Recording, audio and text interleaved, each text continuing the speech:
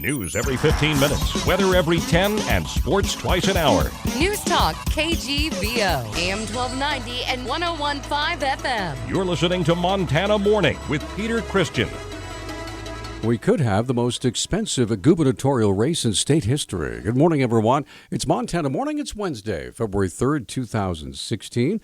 Right now, it's very foggy outside. We have 16 degrees and a combination of snow-packed and icy and barren wet roads throughout western Montana after some snow just kind of kept coming down yesterday, just a few inches at a time, and it has made driving a little bit slick in some areas. Our newscast this morning, sponsored by Transport Equipment, your headquarters for RV service maintenance and repair, located just south of the Y next to the Axeman. Call 541-9097. The Montana gubernatorial race pits a wealthy businessman against a well-connected incumbent governor. It's a contest that could become the costliest in state history. Governor Steve Bullock, who's seeking re-election, has amassed $1.2 million already since the spring of 2014. His likely Republican opponent, Greg Gianforte, is expected to catch up quickly, though. The Bozeman millionaire has already raised $255,000 since last summer. Now, if he wants to, he can also dip into his own pockets. By most accounts, this year's race will exceed 2012's $5.2 million tally. Some prognosticators predict this year's race could top $9 million in direct contributions, speculation based on Gianforte's wealth and the Bullock's fundraising prowess. Political observers will be keenly monitoring outside contributions from political action committees and so-called dark money from nonprofit groups. Missoula County Public Schools Superintendent Mark Thane used his authority to issue a letter of reprimand and a suspension to individuals at Willard School, and to also recall all the issues of the alternative high school newspaper Willard Wire after ruling it violated school district policy. The journalism class actually helps to produce and publish the Willard Wire. And so certainly the direct tie to the curriculum and the supports the school district provides in making the newspaper possible cause us to reason that it does fall under that board policy. Thane said he fully supports the class for tackling controversial topics, but he said even Missoula mainstream media censored the images. It could easily be referenced by pointing out that as the mainstream media picked up the story, they all opted to either blur the photo or put a black bar across it, which indicates that in their professional judgment, it was pushing the envelope. School administrators gave a letter of reprimand to a Willard Alternative High School journalism teacher and a 3-day suspension without pay to the school principal. Journalism teacher Lisa Waller and principal Jane Bennett oversee the school newspaper before it is published each week. Staying with the topic of journalism, a class of journalism students will be headed to Berlin, Germany this summer for a closer look at the lives of Syrian refugees. U of M International Journalism professor Henriette Lauisch says 17 students will be making the trip. The background is that I asked my students last time I taught international reporting whether there would be a better way for them that they could envision this class, and at the time they said, well, we should actually go somewhere. Lauisch said her own prior journalism experience and the experience of Dean Abramson, who used to work for NPR, will help keep the students out of any dangerous situations. We do have a sense of what situations could escalate. For example, sometimes there are demonstrations by, I would say, right-wing people in Germany where journalists get attacked, right? So we'd probably keep our students away from those kinds of occasions. I don't think they run a particular risk visiting with refugees and speaking with them.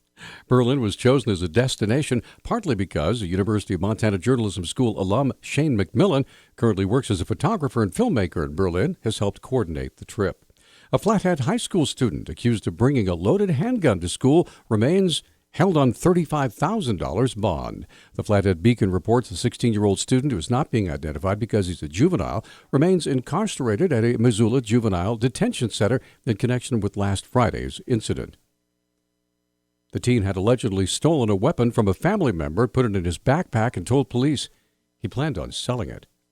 In 2016, the Montana Healthcare Foundation is hoping to fund over $3 million in projects to focus on 3 major areas. Foundation CEO Aaron Wernham has details. The first is mental illness and drug and alcohol addiction. The second is American Indian health. And the third is really fairly broad. We're looking to hear from communities on how they think through new partnerships between hospitals, clinics, public health departments, they might address a particular health issue of concern in their communities. Wernham described the 2 grant programs that are available. We're doing what we call rapid response grants. We'll try to get a decision out pretty quickly after the proposal is submitted, and those are for projects of up to $50,000.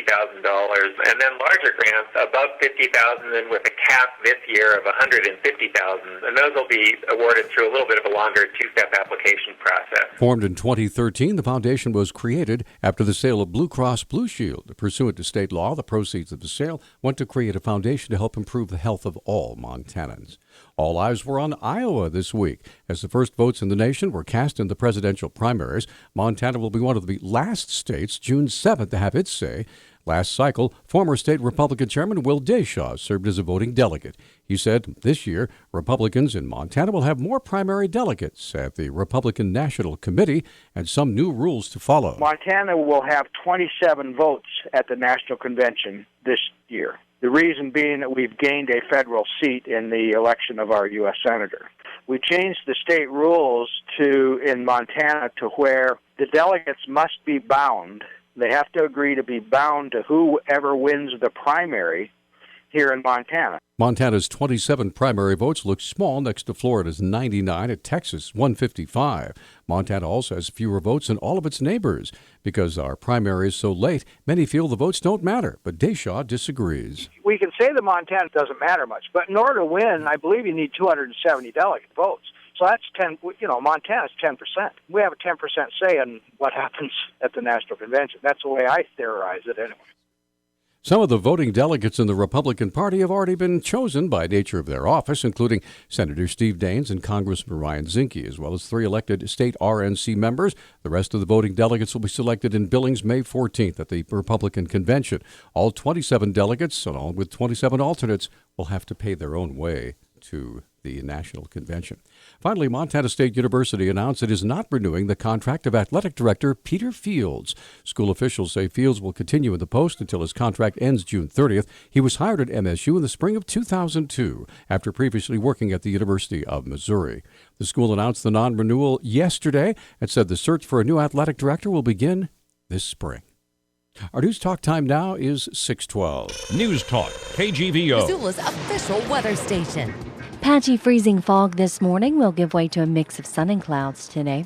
High temperatures will top out right around the 30-degree mark. Snow likely this evening with light accumulations. Overnight lows will drop into the 20s. I'm meteorologist Brooke Foster for KECI 13.